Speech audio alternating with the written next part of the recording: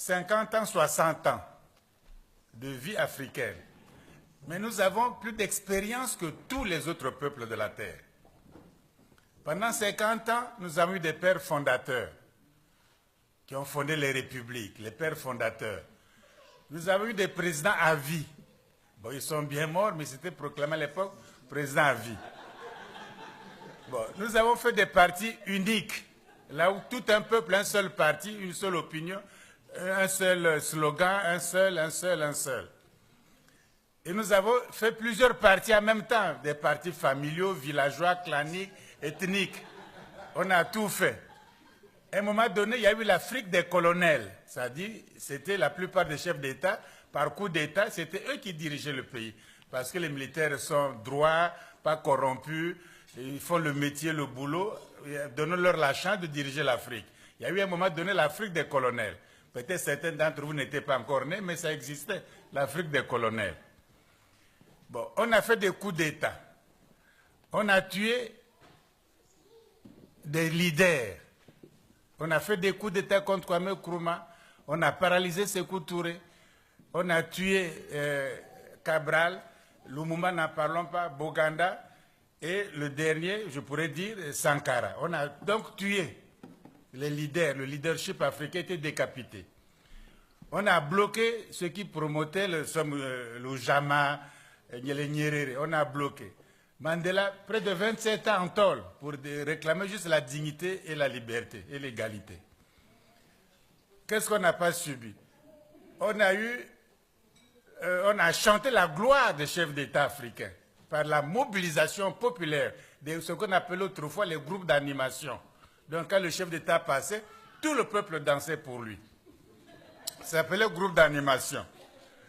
Bon, la Banque mondiale est venue. On a fait des projets. Le Fonds monétaire international est venu.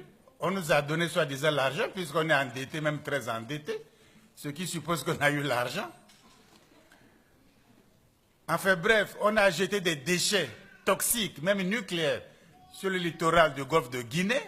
Les gens en sont morts, mais ce sont les déchets de Côte d'Ivoire, ce sont les déchets d'Abidjan, et non les déchets de la Hollande qui les a envoyés.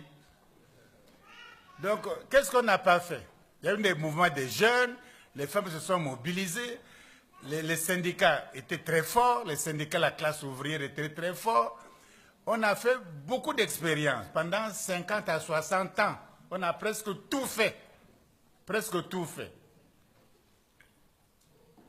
Et l'Afrique n'avance pas. Et l'Afrique est endettée, très endettée. Et l'Afrique est pauvre. On a vécu de slogans, objectif 80, santé pour tous, maintenant c'est développement durable, c'est l'émergence, on ne sait pas comment on va émerger, mais enfin c'est l'émergence. Bref, il y a quelque chose, c'est comme un continent qui a fait toutes les expériences. Les autres n'en ont pas fait tant. On a connu tous les systèmes. De président à vie, président tout seul, présidentiel, président avec un premier ministre, président avec même 2, 3 vice-présidents. Il est président, mais il y a un premier vice-président, deuxième vice-président, troisième vice-président. Un pays avec 3 ou 4 présidents, 4 ou 5 premiers ministres. Qu'est-ce qu'on n'a pas connu? Et nous sommes même le premier, par rapport à l'Europe, à donner un premier ministre femme. Il y a le président de la République ou empereur, et le premier ministre, c'est une femme. On a nommé, avant même la France, avant que le président Mitterrand ne nomme Edith Cresson Premier ministre, l'Afrique avait déjà nommé une dame Premier ministre, en RCA. Qu'est-ce qu'on n'a pas fait comme expérience? Les coups d'État, les guerres civiles, les conférences nationales. On a tout fait. Et ça n'avance pas. Les États sont fragiles. On tue quand on veut, on envoie la CPI quand on veut, enfin, on répand les maladies quand on veut, on mange des poulets dont on ne connaît jamais les cuisses, on voit que les cuisses. Hein? Oui, on ne sait pas d'où viennent ces poulets. Donc même pour la santé des gens, la santé, la sécurité alimentaire n'est pas assurée. Hein, alors qu'un continent qui a des lacs, des fleuves, des cours d'eau, qui peut faire des choses extraordinaires. Mais il y a un problème, les schémas qu'on fait sont des mauvais schémas. On ne peut pas les continuer encore. Rien que ça. Mais on va aller où maintenant? Qu'est-ce qu'on va faire? Une conférence nationale encore? Bon, on va faire quoi? Libérer qui est encore en prison? Hein? Oui, comment on va faire maintenant? Il n'y a aucun schéma. Tous les schémas sont usés, ça nous... Or, aujourd'hui, dans le monde tel qu'il l'Europe ou l'humanité est conduite par l'Europe, les puissants, il faut être fort, puissant. Si vous êtes fragile, vous êtes ami ou quoi, ça ne compte pas. On vous écrase quand il le faut. L'Europe ne tolère pas la fragilité. L'Europe ne tolère pas l'impuissance. L'Europe ne tolère pas, n'aime pas la faiblesse. Ils appelaient autrefois les chinoiseries. Aucun Européen ne dit maintenant les chinoiseries. Parce que la Chine est forte, puissante, et on dit discutons affaires. Discutons les affaires. On ne dit plus les chinoiseries qui mangeaient un bol de riz par heure, qui étaient le tiers-monde, qui étaient des vauriens, des bibelots. On ne dit plus les chinoiseries. Parce qu'ils sont forts. Il n'y a pas d'amitié, il n'y a pas de partenaire, ça n'existe nulle part. Or, l'Afrique fait le Népal par des partenaires. Mais qui vient? Mais enfin, quel est le partenaire de l'Allemagne même? Ils font tout seuls. Quel est le partenaire de la France? Quel est le partenaire de l'Angleterre? Quel est le partenaire des États-Unis?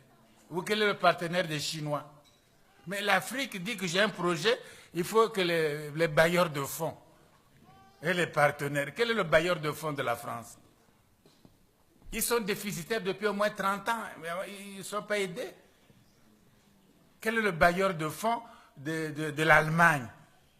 Là où ils croisent les bras, ils ont des projets, et puis un bailleur de fonds, est-ce italien ou grec qui viendrait les financer? C'est la Grèce qui viendrait financer l'Allemagne? Mais l'Afrique croit encore à des mythologies comme ça, les bailleurs de fonds, les partenaires, ça n'existe pas.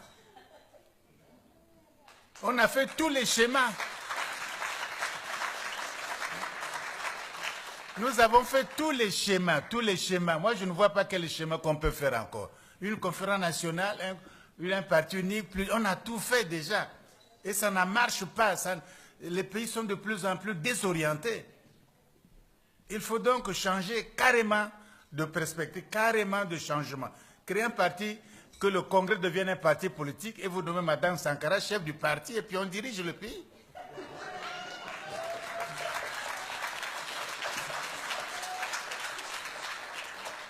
Pourquoi? Parce que, à supposer que les États-Unis ont dû donner l'exemple.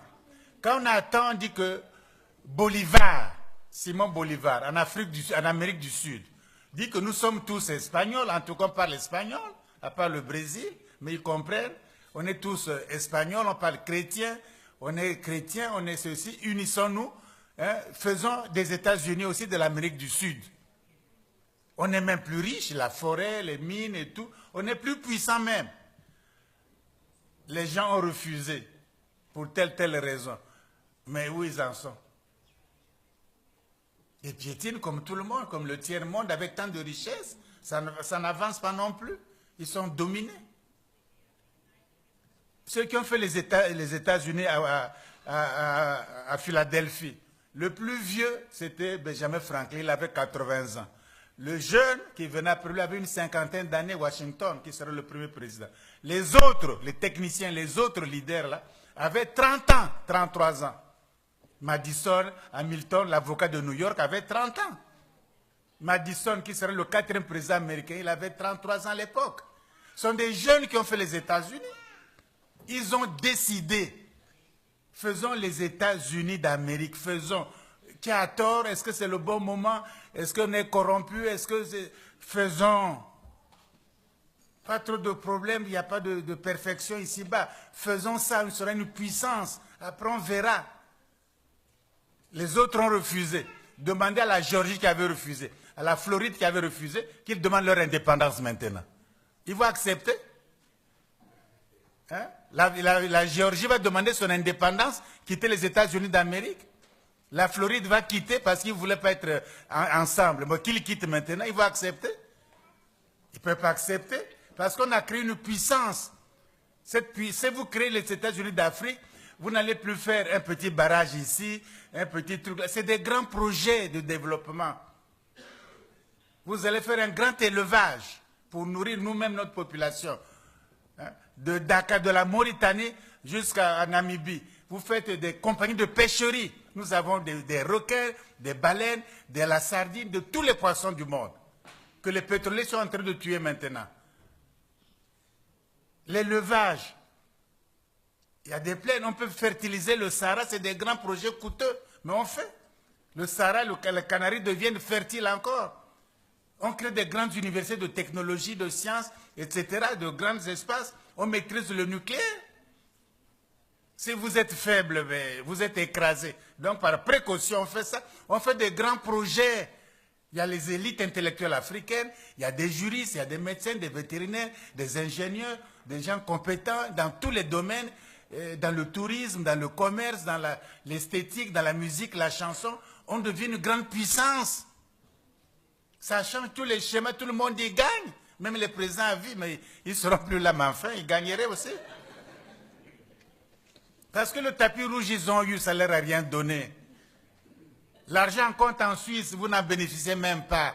Quand vous êtes mort, la Suisse bloque les comptes. Même votre veuve, vos enfants n'ont pas droit à cet argent-là. À quoi ça sert? Ça ne sert à rien du tout. Pendant que vous êtes là, vous vous protégez avec des MiG, avec des tout. Mais après, quand vous quittez le pouvoir, c'est comme un petit chien qui va enfuir. Donc ça ne sert même pas d'accumuler tant de richesses pour vous, ou tant de défense militaire pour vous, puis ça ne se protégera même pas. Les schémas là sont vieux.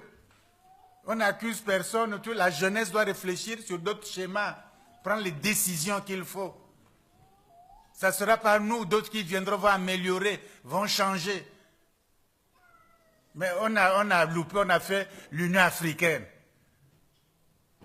L'Organisation de l'Unité africaine, l'OUA, ou l'Union africaine maintenant.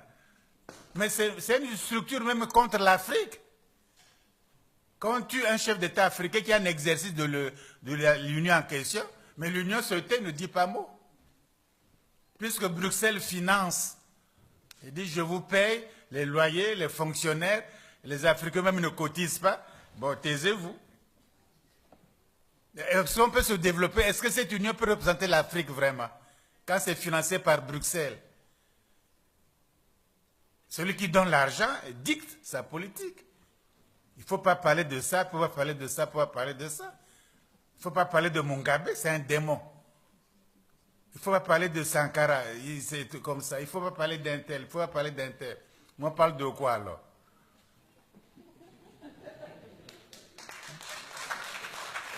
Donc, il est temps, les schémas, tous les schémas qu'on a fait là, ça ne marche pas. Tout pendant 50 ans, 60 ans, faites le bilan, même les coopérations, même les trucs, ça ne marche pas. Il faut complètement changer. Il faut précipiter l'État fédéral panafricain au niveau continental, qui d'ailleurs a déjà eu son président. Marcus Garvey s'était déclaré le président des États-Unis d'Afrique. C'est le premier président.